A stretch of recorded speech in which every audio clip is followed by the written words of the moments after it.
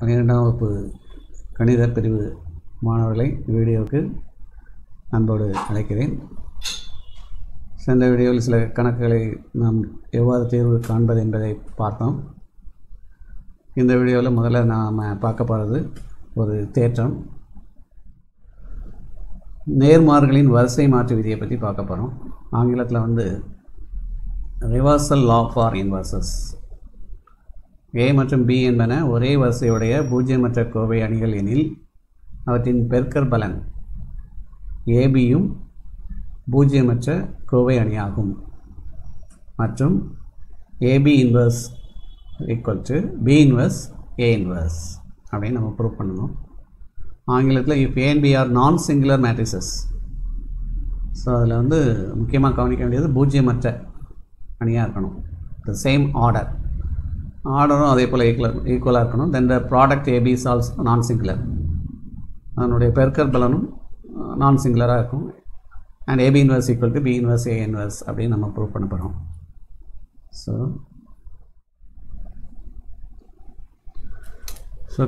அந்த தேற்றத்திலே ஏபி பூஜ்ஜியமற்ற கோவை அணிகள் அப்படின்னு கொடுத்துருக்கு. ஸோ அதனால் நம்மளும் ஏபி என்பன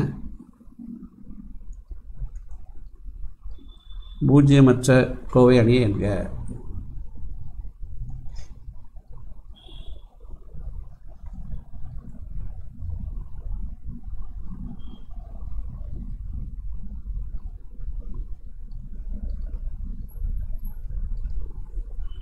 இப்போ நமக்கு determinant A not equal to 0 மற்றும் determinant B not equal to 0 அப்படின்னு தெரியுது. ஏன்னா ஏயும் பியும் பூஜ்ஜியமற்ற கோவை நம்பர் இருக்குது. அதனால் பெருக்குனா நாட் ஈக்குவல் டு 0வாக தான் வரும். So determinant A B equal to அதை நம்ம இப்படி பிரித்து எழுதிடலாம். Determinant A into determinant B அப்படின்னு எழுதிடலாம். So A not equal to 0வாக இருக்குது. அதே மாதிரி determinant B not equal to 0வாக இருக்குது.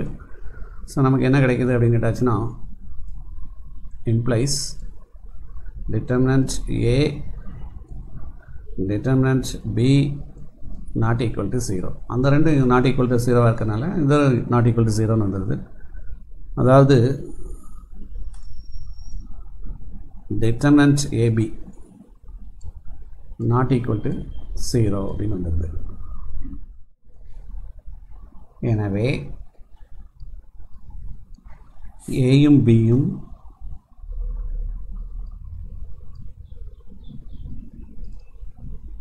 பூஜ்ஜியமற்ற கோவை அணியாகும்.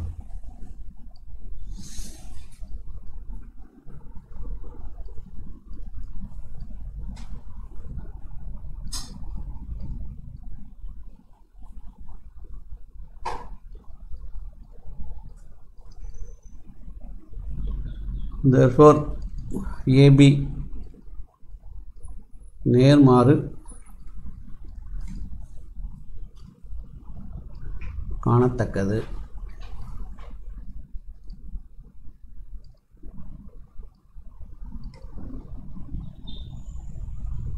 ஸோ ஏபி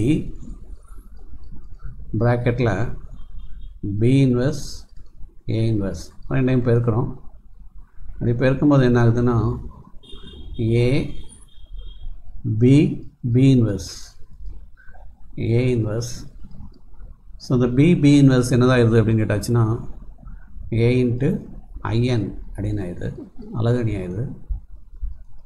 ஸோ மறுபடி ஏ இன்வர்ஸ் அப்படின்னு நமக்கு கிடைக்கிது. இது என்ன ஆயிடுது அப்படின்னு கேட்டாச்சுன்னா IN அப்படின்னு ஆயிடுது. இதே போல் first B inverse A inverse எடுத்துக்கணும். B inverse A inverse into AB. So இப்போ என்ன ஆகுதுன்னா B inverse A inverse A பின்னு ஆயிடுது. ஸோ B இன்வர்ஸ் IN பின்னு ஆயிடுது. ஸோ இந்த ரெண்டும் சேரும்போது B இன்வர்ஸ் பின்னு கிடச்சிருது. ஈக்குவல் டு IN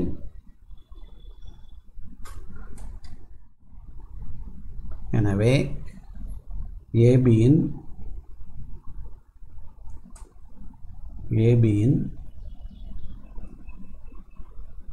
நேர்மாறு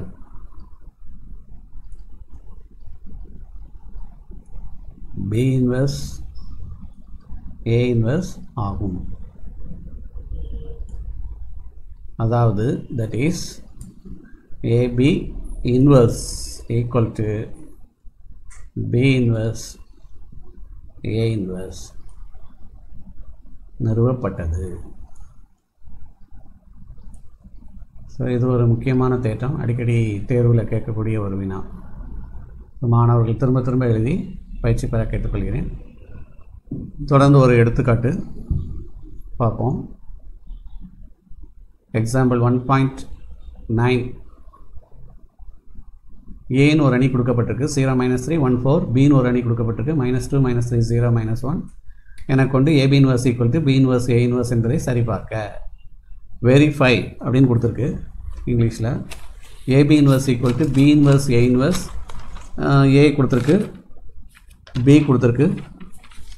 ஸோ இதில் நம்ம கண்டுபிடிக்க வேண்டியது A B inverse equal to B inverse. அதாவது அந்த தேற்றம் நம்ம ப்ரூவ் பண்ண தேற்றம் சரியாக இருக்கா அப்படிங்கிறத ஒரு எடுத்துக்காட்டு மூலமாக செக் பண்ணி பார்க்குறோம்.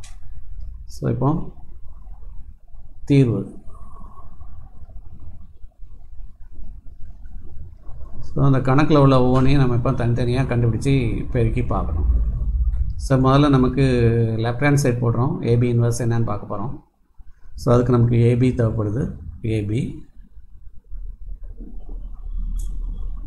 ஸோ அணி ஏபி ஏ 0 -3 1 4, பி -2 -3 0 -1. ஸோ இதில் உள்ள நம்பர்ஸ்லாம் கரெக்டாக எழுதணும். 0 -3 1 4 -2 -3 0 -1. ஸோ 2க்கு அணி பெருக்கல் கண்டுபிடிக்க போகிறோம். இந்த 0 -3 கொண்டு இந்த -2 0வை அப்படி பெருக்கி போட வேண்டியதான். 1 4 கொண்டு பெருக்கும்போது -3 -4. ஸோ நமக்கு ரெண்டையும் கூட்டி போட்டாச்சுன்னா -7 அப்படின்னு கிடைச்சது. ஸோ நம்ம இப்போ ஏபி கண்டுபிடிச்சாச்சு. இப்போ லெஃப்ட் ஹேண்ட் சைடில் என்ன இருக்குது அப்படின்னு கேட்டாச்சுன்னா ஏபி இன்வர்ஸ்ன்னு இருக்குது. ஸோ ஏபி இன்வர்ஸ்னால் நேர்மாறுன்னு அர்த்தம். இப்போ நேர்மாறு கண்டுபிடிக்கணும் அப்படின்னு சொல்லியாச்சுன்னா நமக்கு formula A inverse equal to 1/det A adjoint of A அப்படின்னு ஒரு ஃபார்முலா இருக்குது. அது கண்டுபிடிக்கிறதுக்கு முன்னால் அந்த அணிக்கோவினுடைய ஏபியினுடைய அணிக்கோவினுடைய மதிப்பு 0வாக வந்துடக்கூடாது. வந்தால் கண்டுபிடிக்க முடியாது. ஸோ அதனால் அதை முதல்ல செக் பண்ணுறோம். Determinant AB. ஸோ பெருக்கி போட்டோம்னா வந்துடுது. ஸோ இப்போ அணிக்கோவை போடும்போது 0 3 -2 -7. ஸோ இது ரெண்டையும் பெருக்குனா 0, இது ரெண்டையும் பெருக்கியாச்சுன்னா -6. ஸோ +6, அதாவது 6 அப்படின்னு கிடச்சிது. அது நாட் ஈக்குவல் டு 0. ஸோ அதனால் நம்ம ஏ இன்வர்ஸ் என்ன செஞ்சிடலாம், ஏபி இன்வர்ஸ் காணலாம்.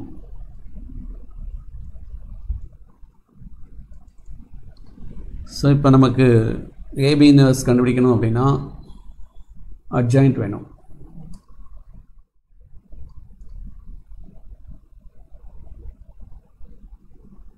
Inverse equal to 1/det AB adjoint of AB. So இப்போ நம்ம டிட்டர்மினன்ட் ஏபி முடிச்சிட்டோம். அட்ஜாயிண்ட் ஆஃப் ஏபி கண்டுபிடிக்கணும். கண்டுபிடிச்சா அந்த ஃபார்முலாவில் சப்ஸ்டியூட் பண்ணிடலாம். ஸோ அட்ஜாயிண்ட் ஆஃப் ஏபி எப்படி 2க்கு 2 போடுவோம், அந்த மூலை விட்டத்தை ரெண்டையும் இடத்த மாற்றுவோம். ஸோ அதனால் அது -7 இங்கே வந்துடுது, 0 இங்கே வந்துடுது. அடுத்த மூலை விட்டம் அதாவது 2 -3 இருக்கு இல்லையா, அதை அடையாளத்தை மாற்றுறோம். -2 +3 எப்படி மாற்றிட்டோம். -7 -3 -2 0. ஸோ இப்போ ஃபார்முலாவில் போடும்போது A B inverse equal to determinant ஏபியினுடைய வேல்யூ நமக்கு 6 வந்திருக்கு. ஸோ அதனால் 1/6 -7 -3 20.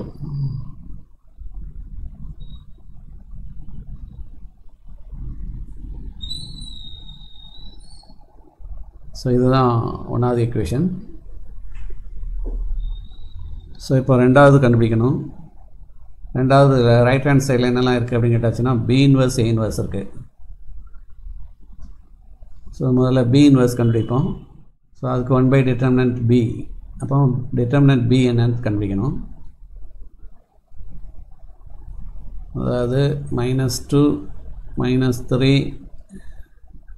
0 -1 இதை பெருக்கி போட்டாச்சுன்னா 2ன்னு வந்துடுது.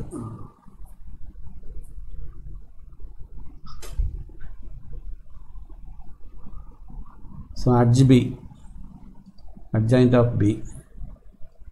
இந்த B அணியை மூலை விட்டத்தெல்லாம் மாற்றி எழுதணும். -1 -2 அடுத்த மூலை விட்டத்திற்கு அடையாளத்தை மாற்றணும். 0ன்னு ஆயிடுது. -3 வந்து +3ன்னு ஆயிடுது. ஸோ நமக்கு B இன்வர்ஸ் வெளியிட்டோம். B inverse equal to 1/2 -1 3 0 -2. இதே போல் A இன்வர்ஸ் கண்டுபிடிக்கணும். ஸோ அதுக்கு நம்ம வந்து முதல்ல டிட்டர்மினன்ட் A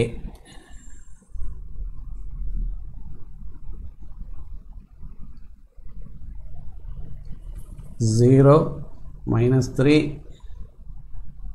1/4. ஸோ பெருக்கப்பட்டோம்னா 0 -3 ஸோ ஈக்குவல் டு 3 அப்படின்னு கிடச்சிருது. ஸோ நெக்ஸ்ட்டு நமக்கு அட்ஜாயிண்ட் ஆஃப் ஏ என்னன்னு வேணும். ஸோ அதனால் அட்ஜே ஏ. ஸோ அட்ஜுக்கு வந்து இந்த மூலை விட்டத்தை நம்ம இடத்த மாற்றிடுறோம். 4,40 ஆயிடுது. இது வந்து -1 -3 வந்து +3 ஆயிடுது. ஸோ நமக்கு A inverse 1/3 adjoint of A வந்து 4 3 -1 0. ஸோ இப்போ நம்ம கண்டுபிடிக்க வேண்டியது B inverse A inverse. B inverse so ஏற்கனவே நம்ம B இன்வர்ஸ் வந்து கண்டுபிடிச்சிருக்கோம். என்ன வேல்யூ வந்திருக்கு? 1/2 இன்ட்டு -1 3 0 -2. அடுத்து A இன்வர்ஸ் என்ன வந்திருக்கு? 1/3 இன்ட்டு 4 3 -1 0. ஸோ அந்த ஃப்ராக்ஷன் ரெண்டையும் பெருக்கியாச்சுன்னா 1/6 அப்படின்னு வந்துடுது. அடுத்து இந்த ரெண்டையும் பெருக்கி போட்டோம்னா -4 -3 ஸோ அதனால் -7. அடுத்து -3 0 அது -3 0 இது +2 ஆயிடுது. இது 0 ஆயிடுது. இது ரெண்டாவது சமன்பாடு. So 1 2லிருந்து AB inverse equal to B inverse A inverse என்பது சரிபார்க்கப்பட்டது.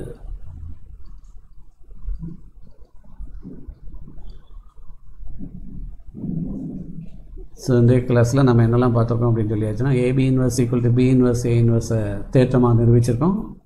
அதை ஒரு எடுத்துக்காட்டு மூலமாக சரிபார்க்கப்பட்டிருக்கு. மற்றும் ஒரு வீடியோவில் இன்னொரு கணக்கோடு சந்திப்போம்.